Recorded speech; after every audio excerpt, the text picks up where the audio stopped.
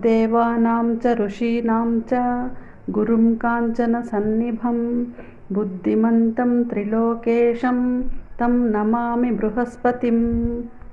शुक्रश्लोकम्। हिमकुन्दमृणालाभं दैत्यानां परमं गुरुं सर्वशास्त्रं प्रवक्तारं भार्गवं प्रणमाम्यहम्। शनिश्लोकम्। नीलाञ्जनसमाभासं रविपुत्रं यमाग्रजं छायामार्ताण्डसम्भूतं तं नमामि शनैश्चरम्। राहुश्लोकम्। अर्धकायं महावीरं चन्द्रादित्यविमर्दनं सिंहिकागर्भसम्भूतं तं राहुप्रणमाम्यहम्।